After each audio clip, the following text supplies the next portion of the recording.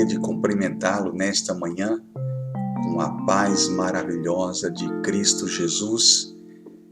Seja bem-vindo à aula número 15 da série Relevância em Tempos de Crise. O título da nossa aula hoje é Os Voluntários Desconhecidos.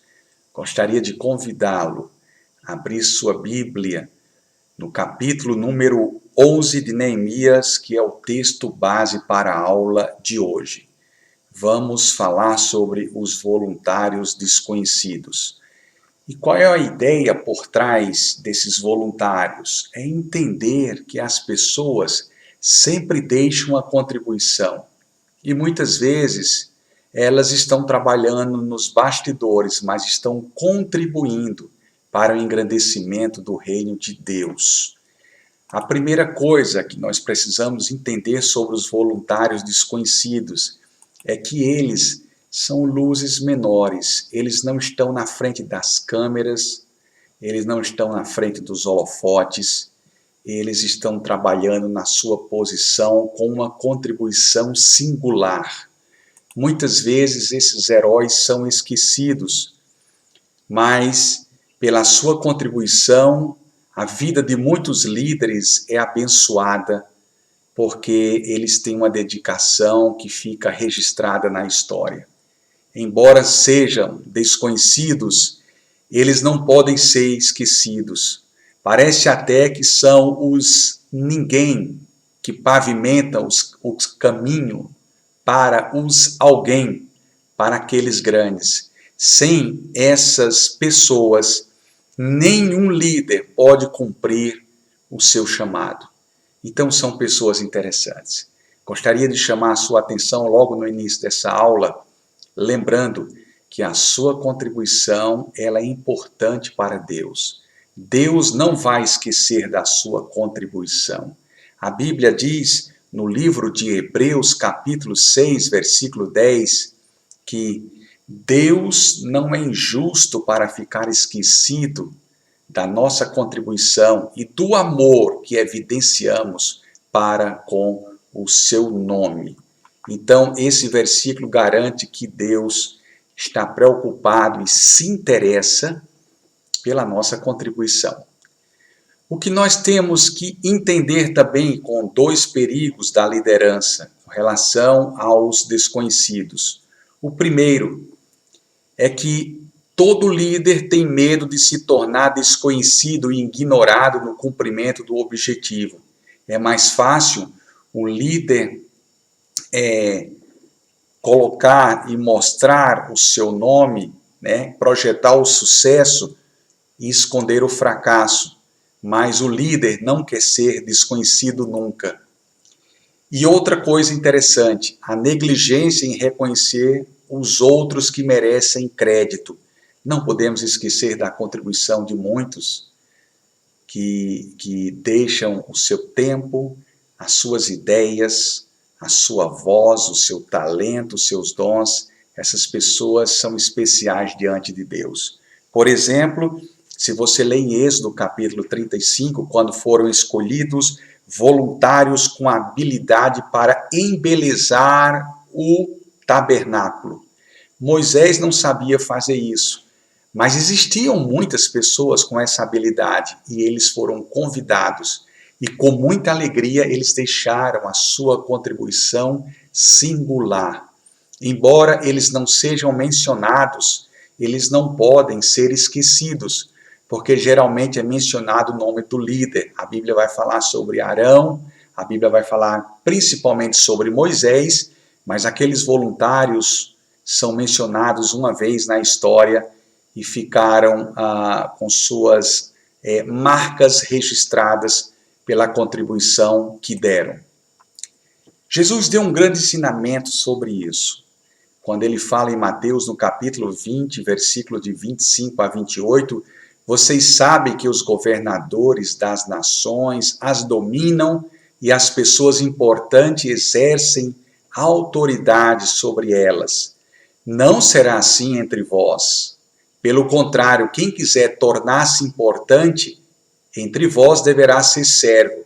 E quem quiser ser o primeiro deverá ser escravo, como o Filho do Homem, que não veio para ser servido, mas para servir e dar a sua vida em resgate de muitos. São as formas e as maneiras que Deus nos olha e mede a nossa grandeza e a nossa liderança por meio do serviço, por meio da humildade. E é interessante que Ele brilhe, Deus, e que a nossa vida, embora para muitos seja desconhecida, como voluntários, o trabalho que estamos fazendo está contando muito diante de Deus.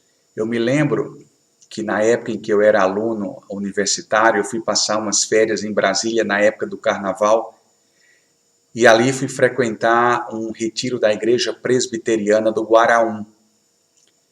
E na primeira noite, a gente dormindo em barracas, eu estava na barraca com o meu primo, uma barraca para 2 pessoas, choveu muito naquele dia, naquela época, né? Chove bastante, no mês de fevereiro, e a minha barraca ficou alagada e eu não conseguia dormir. Me deram um lugar, um espaço, me acolheram numa barraca de um exército grande, onde tinha muitas pessoas dormindo, e Deus me colocou perto de uma pessoa que começou a conversar comigo, dizendo que estava muito triste porque começou o retiro, ele trabalhou muito e o nome dele não foi mencionado no culto de abertura. E eu me lembrei do versículo Hebreus 6,10, e disse para ele: olha, abri-lhe, Deus não é injusto para esquecer do vosso trabalho e do amor que evidenciastes para com o seu nome. E eu falei aquilo, Deus me deu aquela oportunidade, Ele mudou a perspectiva, Ele mudou o semblante, mudou o entendimento, porque Ele viu que Deus estava considerando todo o esforço e a dedicação que Ele tinha envidado para que aquele retiro acontecesse e também fosse uma bênção. Vamos olhar agora aqui no capítulo 11, as obras dos desconhecidos, 5 grupos de pessoas. O primeiro grupo, os que mudaram voluntariamente para a cidade. Eles precisavam povoar a cidade. No capítulo 7 de Neemias, vocês devem se lembrar que Neemias escolheu Anani, seu irmão, e Ananias como os maiorais da cidade, como os responsáveis, homens de uma conduta exemplar, homens íntegros e irrepreensíveis e que tinham a habilidade de resolver conflitos. Esses homens foram escolhidos por Neemias e depois eles são poucas vezes mencionados na Bíblia. Mas existem outros que são mencionados apenas uma vez. E esses homens, aqueles que mudaram para Jerusalém, são mencionados aqui no capítulo 11 de Neemias. Então é interessante que nesse capítulo, no capítulo 11, o primeiro grupo é os grupos que mudaram para a cidade.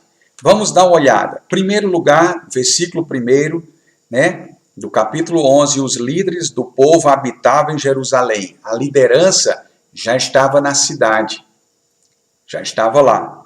Depois, porém, o restante do povo lançou sortes para tirar um de 10 que habitasse na santa cidade de Jerusalém e as 9 partes nas outras cidades. A história diz, a Bíblia não diz isso, mas a história menciona que naquela época existia mais de 1 milhão no entorno de Jerusalém, de pessoas que moravam ali. E eles precisavam povoar com aquelas pessoas. Então eles sorteavam, a cada 10, um era sorteado. E aquele que fosse sorteado deveria morar, deveria aceitar um lugar para morar em Jerusalém, sem ter elegido nenhuma liderança, mudando os seus costumes, provavelmente. A vizinhança ia mudar tudo e eles fizeram isso. Está escrito aqui. E no versículo 2, o povo também elogiou. A Bíblia diz: e o povo bendisse a todos os homens que voluntariamente se ofereciam para habitar em Jerusalém. Além dos sorteados, houve os voluntários. muitos que disseram, nós queremos habitar em Jerusalém. Então eles foram, arrancaram suas raízes domésticas, deixaram suas casas, começaram do nada a se estabelecer na cidade de Jerusalém. E uma coisa interessante, a palavra voluntário ou voluntariamente no hebraico significa impelir, incitar, estimular, impulsionar. Então eles foram impulsionados para habitar em Jerusalém, para que a cidade não se tornasse um alvo fácil para o ataque dos inimigos, mais uma vez. Só para vocês terem uma ideia, Jerusalém ficou aproximadamente 160 anos sem as muralhas, foi destruída, a cidade, os judeus ficaram no cativeiro por 70 anos, e depois, com mais 90 anos para frente, até 160 anos, vem Neemias para reconstruir os muros de Jerusalém e trazer uma nova perspectiva para a cidade. Embora eles vivessem numa cidade policiada por um grupo de pessoas, eles não eram conhecidos, esses voluntários, mas foram pessoas que se dedicaram e se anteciparam, dizendo, nós queremos morar em Jerusalém. É interessante que isso acontece muito nas nossas vidas, nas nossas igrejas, pessoas que deixam uma contribuição significativa, muitas vezes seus nomes não são mencionados e nem precisam, porque Deus está vendo tudo isso. Uma das características da maturidade desses homens e mulheres é ser insensíveis diante da crítica e do louvor. Eles sabem receber a crítica, eles sabem receber o louvor, mas eles entendem que por trás de tudo isso, Deus está trabalhando no negócio e Deus está reconhecendo a contribuição significativa de cada um deles. Então esse é o primeiro grupo. O segundo grupo, os que trabalhavam voluntariamente no templo. Observe os versículos 10 e 12. Dos sacerdotes, Gedaías, filho de Joiaribe, Jaquim, Seraías, filho de Euquias, filho de Mesulão, filho de Zadok, filho de Aitube, líder da casa de Deus. Eles lideravam, eles estavam na casa de Deus, trabalhando, liderando os serviços na casa de Deus. E é interessante que a Bíblia diz no versículo 12, e seus irmãos que faziam parte da obra, 822. Quantas pessoas se dedicando, trazendo um trabalho voluntário na casa de Deus. Que coisa impressionante. Uma equipe grande que apresentou sua contribuição, para trabalhar na adoração. Essas pessoas eram um grupo que apoiou fielmente e firmemente a obra de Deus através dos seus dons e talentos. Quantas vezes vemos isso nas igrejas? A secretária que poucas vezes é lembrada com um trabalho infindável, o porteiro que passa dia e noite, às vezes, poucas vezes ele é lembrado, o recepcionista, aquele que está lá nos instrumentos tocando, ou que está no coral, poucas vezes esses são lembrados, mas esses trazem também uma contribuição significativa. 822 pessoas, está escrito aqui no versículo 12, que eram voluntários no templo, para ajudar o trabalho de Deus funcionar, para dar andamento aos trabalhos na casa de Deus. Uma dedicação muito grande. Não eram eletricistas, não eram engenheiros, eram pessoas simples, cujos nomes foram citados uma única vez e foram esquecidos ao longo da história. Foram esquecidos para muitos, mas para Deus esses homens jamais serão esquecidos. Esse é o segundo grupo de pessoas que trabalhavam voluntariamente no templo. O terceiro grupo é formado pelos que presidiam os serviços fora da casa de Deus. Note, só para lembrar mais uma vez, no primeiro grupo tivemos alguns que se voluntariaram, outros que foram sorteados e foram habitar em Jerusalém. O segundo grupo trabalhava dentro da casa de Deus. E o terceiro grupo trabalhava fora da casa de Deus. Os que presidiam os serviços fora. Versículos 15 e 16. E os levitas, Semaías, filho de Assub, filho de Asricão, filho de Asabias, filho de Bunir. E Sebatai, Josabade, do chefe dos levitas, presidiam sobre a obra de fora da casa de Deus. Eles estavam trabalhando fora. Que trabalho interessante, né? É um trabalho que ficavam aconselhando as pessoas, eles ministravam ao público fora, ajudava, exortava as pessoas, e geralmente esses nomes não são lembrados. A contribuição dessas pessoas também não é lembrada, mas foi uma contribuição também significativa. Parece aquelas luzes menores que estão trabalhando para que a liderança dos maiores se destaquem e sejam reconhecidas.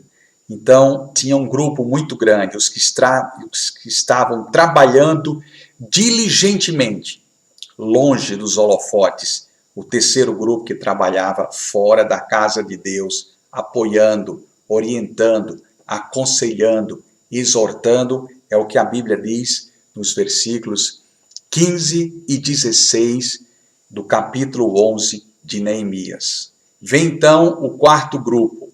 O quarto grupo de pessoas, na verdade, é uma pessoa. Esse é um grupo de uma pessoa, um voluntário desconhecido chamado Matanias, versículo 17, que a Bíblia diz: E Matanias, filho de Mica, filho de Zabdi, filho de Asaf, era um dos descendentes de Asaf, o chefe que iniciava as ações de graça na oração. Então ele começava as ações de graças na oração. Existem muitos que não têm, vamos dizer assim, a habilidade ou o dom para pregar, mas eles estão orando pelos pregadores, orando para que a causa, a igreja, funcione bem. Essas pessoas poucas vezes são lembradas. E a Bíblia fala de um homem chamado Matanias. Quantos Matanias nós temos na nossa igreja, na nossa vida? E poucas vezes lembramos o valor que essas pessoas têm. Intercessores, homens e mulheres que derramam a sua vida perante Deus para que a nossa vida seja orientada, para que a nossa vida seja abençoada e para que a nossa vida receba a direção do Senhor. A minha mãe, por exemplo, ela tem um caderno de oração e todas as vezes que nós temos um problema, uma dificuldade, ou quando alguém nos pede uma oração, nós ligamos para ela e ela anota no caderno, inclusive com a data. E ela vai orando e vai perguntando: como é que estão as pessoas? Como é que está fulano? Como está fulana? Essas pessoas são pessoas especiais. Glória a Deus pela vida desses Matanias, desses homens e mulheres que habitam no nosso meio, que nos ajudam a ser mais fortes, corajosos, porque eles derramam a sua vida constantemente na presença de Deus. E é interessante que esses heróis, eles não são lembrados, mas são aqueles santos que vivem a vida de joelhos na presença de Deus, para que a nossa vida seja abençoada, para que a nossa vida receba um refrigério de Deus, uma orientação do Senhor.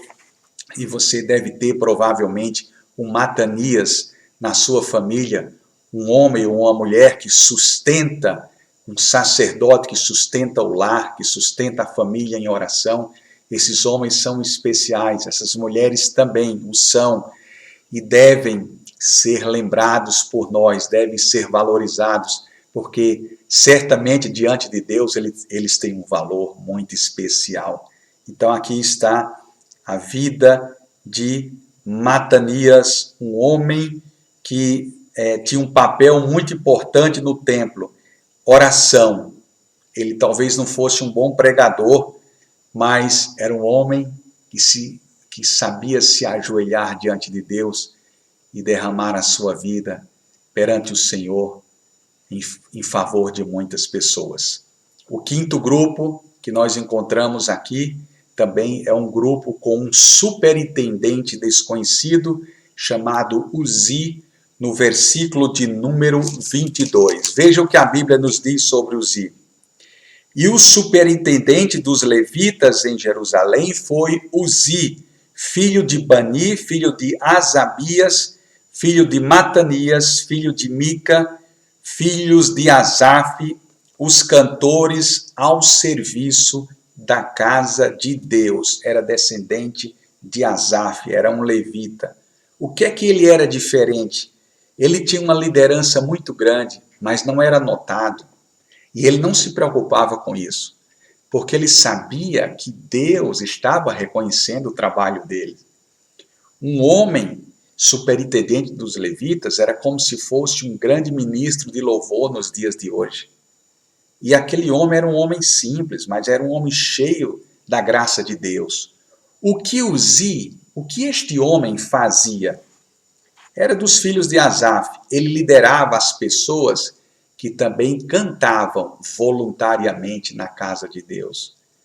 Quantos levitas nós temos nas nossas igrejas, maestros, líderes, homens e mulheres como Uzi, que dedicava sua vida para levar as pessoas à adoração, que dedicava sua vida a convidar, a treinar pessoas para que elas cantassem voluntariamente na casa de Deus. Homens como Uzi têm um registro único na Bíblia, deixaram uma contribuição muito forte, um valor que não dá para se calcular, porque não conseguimos medir o esforço e a dedicação deste homem, mas Neemias relata aqui como um superintendente, um dos líderes dos levitas. Uzi era um homem muito especial e era um superintendente desconhecido no meio dos levitas, no meio daqueles que adoravam ao Senhor. Vocês observam aqui 5 grupos de pessoas e cada um deixou a sua contribuição singular. Então eu queria dizer para você nesta manhã, assim como eu falei para aquele jovem lá no acampamento da Igreja Presbiteriana em Brasília, há alguns anos, eu queria que você também tivesse conhecimento sobre isso, que o seu trabalho é importante para Deus, a sua contribuição é importante para Deus. Muitas vezes esquecemos do trabalho do berçário, esquecemos do trabalho do zelador, esquecemos do trabalho do porteiro, esquecemos do trabalho do diácono e tantos outros, homens e mulheres de Deus, que dedicam suas vidas para abençoar o corpo de Cristo. Nós vamos lembrar o seguinte sobre essas pessoas.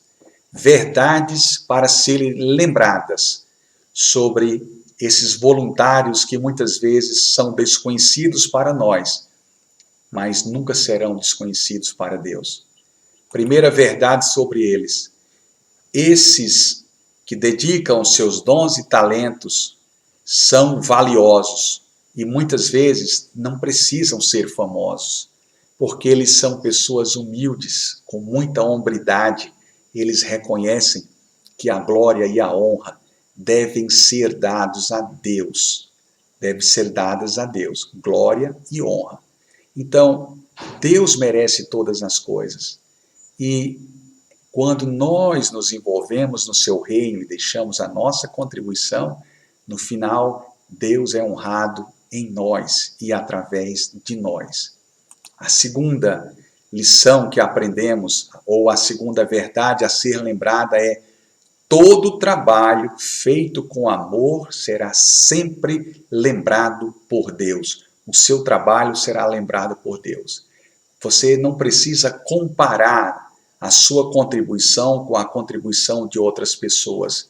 O importante é que você esteja disposto a servir, preparado para abraçar a atividade e deixar a sua contribuição no reino de Deus. Então, o seu trabalho nunca será esquecido pelo Senhor. Essa é uma mensagem de Deus para o seu coração nesta manhã, para que você tenha convicção disso, para que você não desanime, para que você não se entristeça. Se você não foi lembrado pelos homens, você nunca será esquecido por Deus. E a terceira verdade que aprendemos nesta manhã, resumindo o capítulo 11 de Neemias, é que nossas recompensas finais são determinadas com base na nossa fidelidade e não no aplauso de um público. Deus não usa um medidor de aplausos para determinar as nossas recompensas. Não, Deus não faz isso. Deus olha a intenção do seu coração. Uma vez, em uma revista evangélica, eu li um texto escrito por Billy Graham, quando ele disse o seguinte: quando Deus olha para você, Ele não olha a cor do seu cabelo, a cor da sua pele, a cor dos seus olhos, Ele não olha a sua capacidade intelectual, nem a sua habilidade com seus dons e talentos. Muito pelo contrário, Deus olha a sinceridade do seu coração. É dessa forma que Ele vai nos recompensar. E a Bíblia diz, em 1 Coríntios, capítulo 4, versículo 2, o que se espera de um bom dispenseiro, de um abençoador, daquele que se coloca nas mãos de Deus para abençoar o corpo de Cristo. O que se espera de um homem ou de uma mulher, de um bom dispenseiro? Que seja encontrado fiel. É isso que Deus quer. A recompensa dele é determinada pela fidelidade. Que nesta manhã o Espírito de Deus lhe faça entender que a recompensa de Deus virá sobre você, sobre a sua vida e sobre a sua família, porque você tem dedicado o seu tempo, você tem dedicado os seus dons e os seus talentos para abençoar a igreja, o corpo de Cristo e, consequentemente, o reino de Deus. Que você entenda nesta manhã que nós oferecemos graciosamente nossos serviços na casa de Deus para honrar o Senhor. E não estamos esperando em troca a fama ou o reconhecimento. Nós devemos receber em troca a bênção do Senhor pela nossa fidelidade. Não importa se você acha a sua contribuição pequena, diante de Deus vai valer a sua fidelidade. Continue fiel, continue justo, continue dedicando o seu tempo, a sua voz, os seus dons e os seus talentos para abençoar o reino de Deus. E Deus nunca esquecerá disso. Deus não é injusto para esquecer do vosso trabalho e do amor que evidenciastes para com o seu nome. Que Ele abençoe a sua vida nesta manhã, que Ele abençoe a sua família durante esta semana. Eu gostaria de pedir que você lesse durante esta semana o capítulo 12 de Neemias, e a próxima aula, a aula número 16, é uma aula importantíssima sobre a dedicação do muro, dos muros construídos por Neemias e um grande número de pessoas. E nós vamos ver o seguinte: o reconhecimento da mão de Deus sobre todas as coisas. Toda conquista da nossa vida, nós devemos parar e reconhecer e agradecer ao Senhor e dedicar aquilo que recebemos dele ao Senhor. Ele merece a dedicação, merece a honra e merece o louvor. Eu aguardo você na próxima aula. Compartilhe esse link e não se esqueça de ler o capítulo 12 de Neemias. Que Deus o abençoe. Amém.